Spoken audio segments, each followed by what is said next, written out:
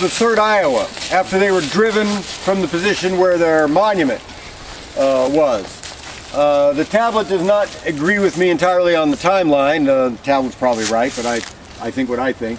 But the tablet tells us that this was the position of the 3rd Iowa from 2 till 3 o'clock. I don't know, the way I read it, it seems like the attack on their first position probably occurred at about 2. And they might have been driven back to this position in the minutes after 2, so the disagreement is maybe 10 minutes, you know, something like that. But like I said, the tablet's probably right. I just don't know yet. I need to learn more. But what we do know is that Maney's attack drove the 3rd Iowa from their position. At the same time, the rest of that Confederate attack drove the rest of those Illinois troops from their positions at the peach orchard. Things really looked like they were starting to finally go well for the Confederates. That left flank started to turn. That lever started to turn, and the Union troops finally, late in the middle of the afternoon instead of dawn, but nevertheless it started to seem like it was happening, that the Federals were falling back. Well,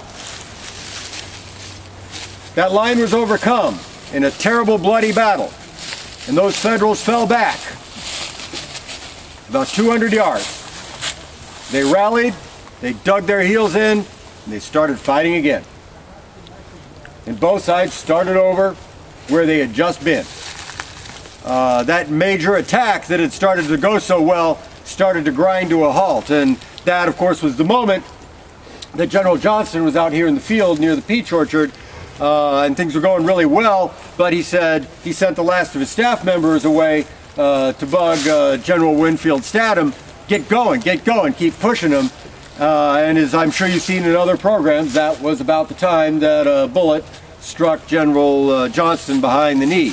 He was alone, he was without his staff officers. He rode back to the eminence on the other side of the river road where his mortuary monument now stands, and that is where Governor Isham Harris found him reeling in the saddle. So this is the episode where General Johnston was killed. We're just not interested in being on that part of the field. We're interested in being here where the Tennesseans finally drive the Federals from the position they've held all day. The Federals fall back 200 yards. We have to start over again. The Iowans dig in their heels and they just keep shooting. And so the Tennesseans come up and they engage them and they keep shooting. And then finally, after a good deal more combat, the lever starts to turn again. And between 3 and 4 in the afternoon, the Federals start to fall back, and this hornet's nest position starts to really bend back upon itself and get brittle. It's very close to breaking at that time. Fortunately for the Tennesseans at that time, the decision had been made that they had done enough on this part of the field. They were not called upon to continue the pressure after finally breaking the Union grip on this part of the battlefield. They were ordered, General Cheatham was ordered to take what many had left and move all the way to the right and continue to try to get around to the right. And that would carry General Cheatham with the remainder of his Tennesseans almost as far as Cloud Field and in a position to support the final attack upon Grant's line. They were not called upon to do that. So when we get to the story of Grant's last line and the Confederates making their attack across Still Branch Ravine, Cheatham and his Tennesseans are not part of that either. They're held in reserve, but ultimately they're not used. And then finally, when the battle ends, they have not been used again during the course of the 6th. And that is when General Cheatham gets the idea that his men should return to their bivouac of the night before. And so all of these Tennesseans, after having fought their way almost as far as the Cloud Field, once the battle ended, they turned around, they formed their column of march, they headed straight down the road, and they went back to their bivouac that they occupied before the battle started, a mile and a half off of the Union camp. It was actually not a bad idea. It removed the men from the possibility of being hit by those Union naval batteries, the naval gunboats that were shooting their cannonballs into the shells into the Union camp all night. But they were called upon the next morning to return and fight the second day. It's another story. So this brings us to the end of the fighting of the Tennessee Brigade on this day. And so we're going to do one more stop just to wrap it up. But we are now in the sunken road farm lane. It was an important part of the Union defense. So if we follow it back, we will pass by the Union defensive position that we did not see when we were out in the woods during Stephen's first attack. And also this road leads to our cars. So at the end of it, we will be finished with our program. How are the infantry resupplied? They've been fighting for a long time now. They couldn't be carrying all this ammo. No, the Confederates had to bring their resupplies with them, supply wagons. And the wagons had to chase the troops. Yeah. Now, fortunately, they captured a lot of Union camps. And by rummaging through those, that we would pull up and look at some of the areas where Stevens had been trying to attack. And indeed, this is one of the positions, the 31st Indiana, Colonel Jacob Lauman's brigade. And then off in the woods in this direction, you can't quite see it, but it's about the length of a regiment away, another obelisk, the design for Indiana monuments, and it's the monument to the 44th Indiana Regiment, also of Colonel Jacob Lauman's brigade. And you see these regiments are thrown forward from the path that's known as Sunken Road. These regiments are not in the sunken road. They're not using the sunken road as a trench to defend.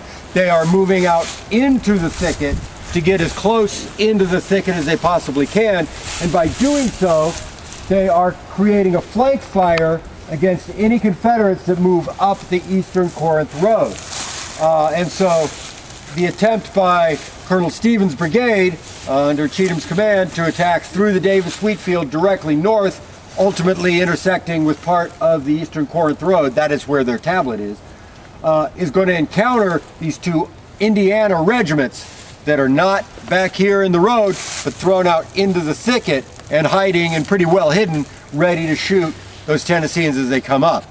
As the Tennesseans met that fire, we figure, it's not in the report, but it really seems apparent that they adjusted their line so that they faced into the fire, so that the fire wasn't coming obliquely into their line and they had to aim over here.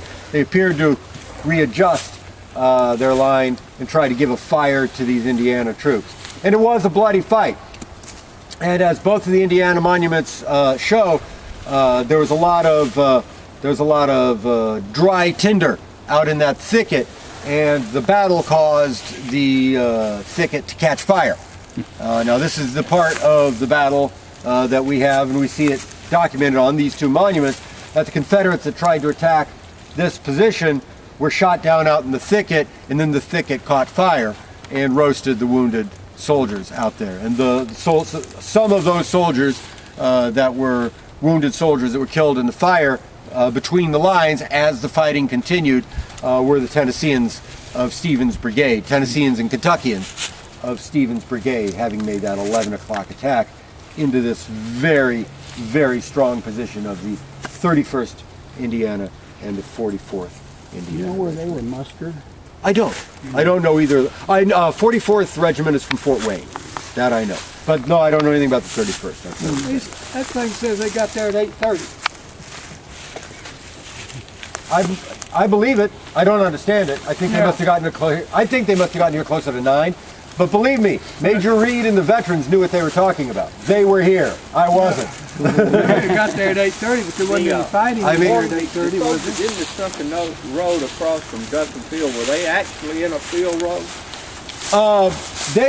Most of them were in the ravine to the west of the road. Now, some of them did crawl into the road and they put their muskets through the fence and they fired. I'm not saying the sunken road was not used as a defensive position. I'm saying that the strength of the position, the place where the soldiers were in the ravine behind the sunken road, and that is the safe place. In this case, the sunken road is here, but the Indiana troops declined to use it.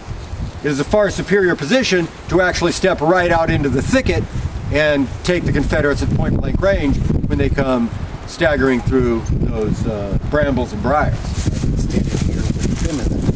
Yeah. first, very effective, and then second, broken.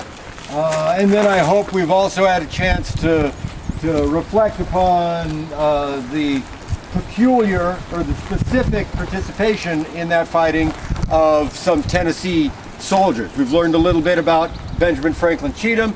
We've learned that there were a lot of Tennessee soldiers involved in this fight, and that the preponderance of those Tennessee soldiers were local men.